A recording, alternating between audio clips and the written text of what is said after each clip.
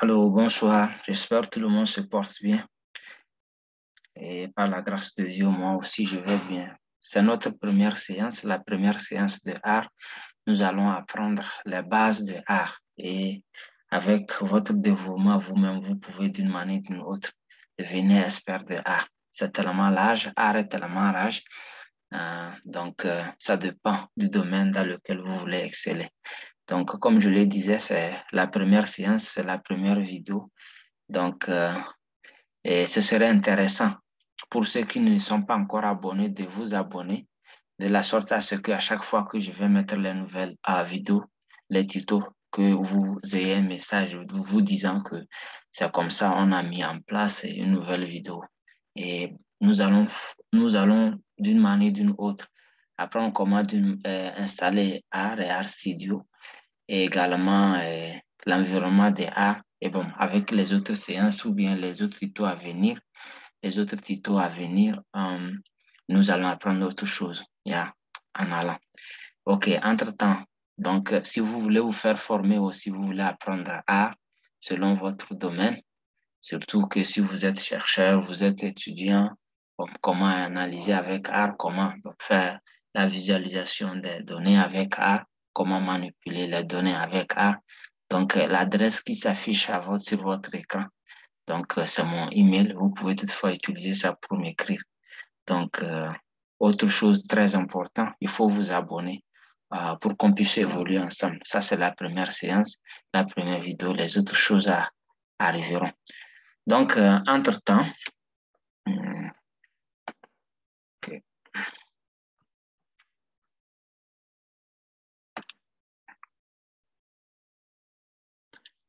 OK. Si vous êtes débutant, vous n'avez pas encore installé R, vous n'avez pas le software R. Donc, regardez le processus qui va vous permettre de pouvoir l'installer ou bien télécharger. Bon, il faudrait rappeler que R est gratuit. R, c'est un software gratuit que vous pouvez télécharger facilement en ligne. C'est l'une de ses particularités. Donc, vous allez aller sur votre Google, bon, sur Google, bon, et taper artproject.org ou bien rproject.org. Quand vous cliquez sur ça, bon, ce qui va apparaître, vous allez voir quand, vous allez prendre quand, et après, bon, tout ce qui est en bas va apparaître et d'une manière ou d'une autre, vous allez choisir cloudairproject.org. Vous allez prendre ce cas et maintenant download R for Windows. OK, il faut rappeler que il y a R et il y a R Studio. Donc, R, c'est ce qui existait avant l'apparition de R Studio. Donc, R Studio est venu complémenter ce que R faisait. Donc, d'abord, pour pouvoir travailler avec R Studio, vous êtes obligé de télécharger R. Vous pouvez travailler également isolément avec R, mais c'est limité.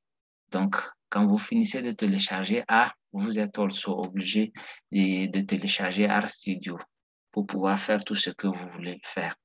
Donc, pour installer maintenant, si vous finissez d'installer R, donc ça va aller dans le paramètre, là où vos applications, les logiciels s'enregistrent, ça va être là-bas. Vous pouvez l'ouvrir et essayer ou pas. Maintenant, comme R est déjà installé, vous pouvez maintenant installer aussi RStudio. Et maintenant, comment le faire? Pour installer RStudio, alors vous allez aller également sur Google, vous tapez RStudio.com et vous êtes sur le site de RStudio. Donc, vous allez défiler vers le bas, vous allez voir RStudio Desktop for Free. Donc, c'est ça qui est téléchargeable gratuitement. C'est for free. Donc, vous prenez ça. Parce qu'il y a d'autres qui sont là-bas qu'on peut toutefois acheter. Donc, vous choisissez Desktop for free. Donc, entre-temps, si votre ordinateur, le Windows que vous utilisez, c'est le Windows 10 avec 64 bits, bon, vous le faites sans problème. Mais si vous avez 32 bits, cela voudrait dire que il faut alors chercher les anciennes versions de RStudio. Sinon, ce qui est tellement compatible, c'est Windows 10, le Windows 10 avec 64 bits. Donc, une fois que vous finissez également l'installation. ça va, allez-y, vous pouvez aller sur votre disque C, là où les logiciels s'enregistrent. Vous allez voir, ah, là-bas, Art Studio. Vous allez pouvoir l'ouvrir. Et vous allez pouvoir l'ouvrir. Donc, en l'ouvrant en même temps, le raccourci s'écrit sur votre ordinateur. À tout moment, vous cliquez et vous pouvez utiliser. Donc, lorsque vous allez finir, bon, je ne suis pas en train de suivre le processus directement en ligne avec vous parce que moi, je l'ai déjà installé. Donc, c'est pourquoi je donne des directives. De toutes les façons, si vous avez des soucis, vous pouvez toutefois me contacter pour ça également, pour vous aider à installer. Donc, une fois que vous finissez, ça peut prendre place également sur votre ordinateur, que ce soit en bas ou bien en haut. Ça dépend de là où la barre de tâches se trouve chez vous. Donc, c'est fini comme ça. Hein. Une fois que vous cliquez, vous finissez de télécharger RStudio, vous pouvez commencer par travailler avec. Donc, je disais, RStudio seul ne travaille pas sans que vous n'ayez à télécharger R avant. Donc, R est là comme support pour RStudio. Bon, comme je le disais, sur R aussi, vous pouvez travailler, mais RStudio est plus bon, large et vous permet de faire beaucoup de choses. Donc, quand vous avez un studio, tout ce que vous voulez faire, vous pouvez faire. Vous voulez faire dans R, vous pouvez faire sur ça. Mais le R Studio seul, si vous commencez le téléchargement de R Studio seulement, vous ne pouvez pas travailler avec. C'est pourquoi il faudra alors télécharger le R avant. Donc, une fois que c'est fini, donc, quand vous finissez et vous l'ouvrez, je disais que vous allez le voir là où le logiciel reste. Et alors, vous allez cliquer sur ça, vous voulez ouvrir. Alors, vous pouvez l'ouvrir avec l'extension que vous voulez. Donc, ça va apparaître comme ça. Une fois que c'est fini, vous l'ouvrez, vous allez avoir quelque chose comme ça. C'est ce qui va apparaître en retour. Donc, nous sommes actuellement dans RStudio où nous pouvons faire tout ce que nous voulons. Donc, quand c'est comme ça, on se pose la question, par quoi commencer et quoi faire? Donc, ça nous amène dans R et nous allons parler de l'environnement de R, comment les choses sont organisées ici. D'abord, quand ça apparaît comme ça, vous allez cliquer, vous allez cliquer, bon, là où je viens de cliquer, c'était comme ça. C'était comme ça, OK? Donc, quand vous cliquez, vous allez voir barre ici, quand vous cliquez, ça c'est des cantes. Hein. Bon, laissez, je vais d'une manière d'une autre réduire ça là. Ok, c'est bon. Donc, une fois que vous cliquez, ça devient comme ça. Donc, ici, parce que nous avons maintenant l'environnement à quatre fenêtres, on va parler des fenêtres qui se trouvent dans A. Donc, ici, par exemple, c'est là où vous allez taper vos commandes et vous allez avoir les résultats dans le console. Ça, c'est le console. OK? Donc, entre-temps, ça va venir avec des écritures comme ça. Comment pouvoir les nettoyer. Bon, si vous voulez nettoyer directement comme on le fait en bas, ça ne marche pas. C'est avec une commande qu'on nettoie le console. Maintenant, le commande, il est très simple, c'est CTRL-L.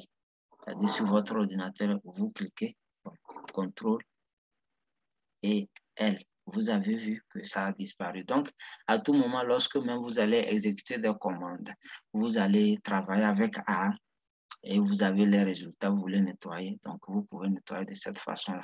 CTRL-L. Ou bien également, non seulement CTRL-L, quand vous cliquez sur Edit, là-bas en haut, vous allez voir que ici, en venant ici, bon, je parle de Edit. OK? Vous pouvez venir également cliquer console vers la fin. Vous pouvez également cliquer sur ça directement. Ça va nettoyer le console. C'est ça, CTRL-L, c'est ça le symbole, la commande que ça m'a donné à la fin.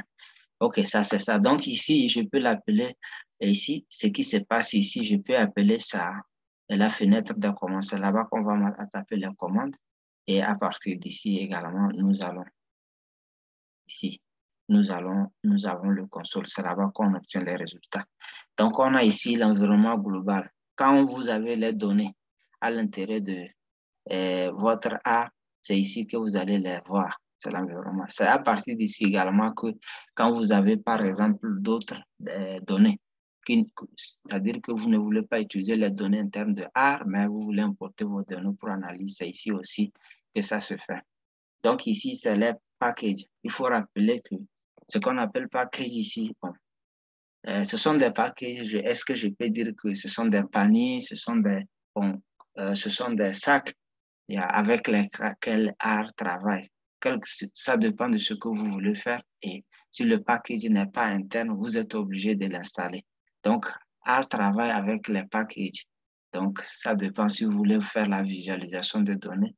Il y a des packages dont le spécial est le ggplot. Si vous voulez par exemple faire la manipulation des données, il y a le package, bon, le bon qui est le dplyr. Donc, ça dépend également. Donc, vous installez le package et vous téléversez ça, vous appelez les données, vous pouvez travailler. Donc, ça, ici, par exemple, ce sont les packages. Ce qui apparaît en bleu, là, sont les packages avec des descriptions. Donc, quand on va vouloir faire des bachats, des histogrammes, tout ça, là, c'est sous plot ici qu'on va les obtenir. Donc, les packages, quand je clique sur ça, bon, ça me donne la liste des packages qui sont déjà ici dans mon art. Et maintenant, bon, ici également un VOA qui peut nous donner également les graphes, tout ça. Quand on va, certains types de graphes, lorsqu'on va les exécuter, ANDA, VOA, on peut voir ça également. Donc, c'est ça l'environnement de R, par exemple. C'est l'environnement de R. Ça se comporte de quatre grands fenêtres. 1, 2, 3, 4.